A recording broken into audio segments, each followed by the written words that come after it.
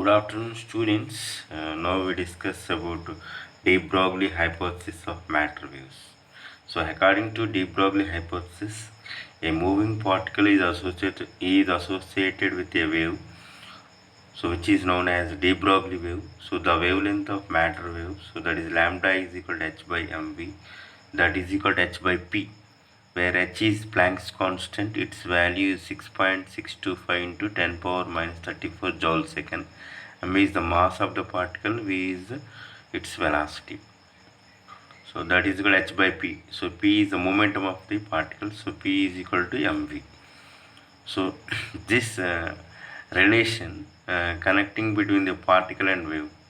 So this represents the wave. So wavelength of wave. So this is the velocity of particle. So this relation connecting the wave and particle. So this relation tells about the dual nature of matter. So this is known as, this expression is known as de Broglie wavelength. So conclusions of de Broglie hypothesis.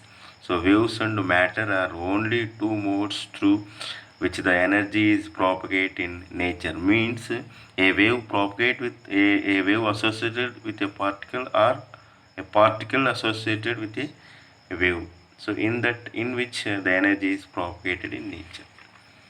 Second one, the universe is composed of light radiation and matter. It means the universe is simply dual nature. And the third one is matter and waves must be symmetrical. So if radiation can act as a wave sometime and like a particle at the other time, so then the matter particles, means electrons, protons, neutrons, should act like a particle sometime and like a wave at other time. So matter particle also have the dual nature. So the radiation also have the dual nature. So from this simply we say that the particle and matter and radiation must behave like a dual nature. So expression for de Broglie wavelength. So according to Planck's theory of radiation, here now we consider the radiation. So according to Planck's theory of radiation, the energy of photon is E is equal to h nu. So nu is equal to c by lambda. Nu is equal to c, but therefore c by lambda. So this is the formula. C is equal to nu lambda. So from that nu is equal to c by lambda, where c is velocity of light in vacuum, lambda is photon wavelength or light. So consider here a photon as a particle. According to Einstein's mass energy relation, so energy of photon is E is equal to mc square. Here m is the mass of photon. So from equations 1 and 2, so mc square is equal to hc by lambda. So lambda is equal to hc by mc square, cc cancel, that is equal to h by mc. Here de Broglie wavelength lambda is equal to h by mc, so that is equal to h by p. So p is momentum of photon. Here m is the mass of photon, c is the velocity of photon, which moves with or which associated with a wave. So then the de Broglie wavelength, that is lambda, is equal to h by mc or h by p. So consider a material particle of mass m and moving with velocity v. So that is momentum p is equal to mv. So then the wavelength associated with material particle, that is lambda, is equal to h by mv, or that is equal to h by p.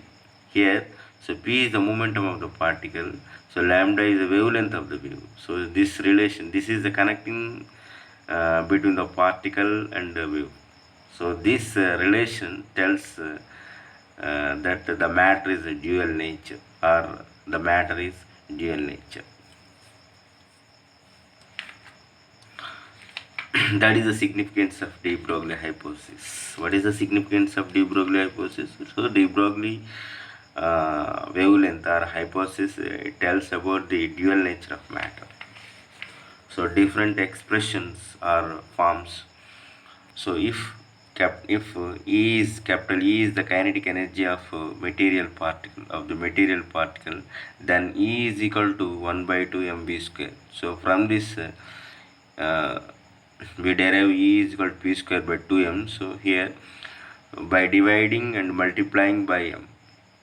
So therefore m into m square v square by 2m. So that is equal to, so our convenience we have this one we have to write like this, mv whole square by 2m. So mv is the momentum of the particle, therefore that is p is equal to mv. So E is equal to p square by 2m. So p substitute instead of mv here, therefore that is p square. E is equal to p square by 2m. So from this p square is equal to 2me. Therefore p is equal to square root of 2me. So this value substitute in equation 4. So so then de Broglie wavelength, that is lambda is equal to h by p. Therefore h, so p, so this value substitute instead of p. So therefore h by root 2me, root 2me. Now case 2. When a charged particle carrying a charge q is accelerated by a potential difference v volts, so then its kinetic energy E is equal to q into v. Q is the charge of the material particle, v is the potential difference. So this value substitute in equation 4. So therefore de Broglie wavelength lambda is equal to, I'm so sorry, this value substitute in equation 5. So de Broglie wavelength lambda is equal to h by square root 2me. So this value substitute instead of e here, therefore h by square root 2m qv, or h by square root 2me ev. E is the charge of material particle. So case 3. So when a material particle is in thermal equilibrium at temperature capital T, so then its kinetic energy E is equal to 3 by 2 kT. So this value substitute in equation 5. So that is a de Broglie wavelength lambda is equal to h by square root 2me. So this value substitute instead of E. So h here, so h by, that is equal to h by square root 2m 3 kt. So 2 cancel, you will get lambda is equal to h by square root 3m kt, where k is the Boltzmann constant. Its value is 1.38 into 10 to the power of 20 minus 23 joule by Kelvin.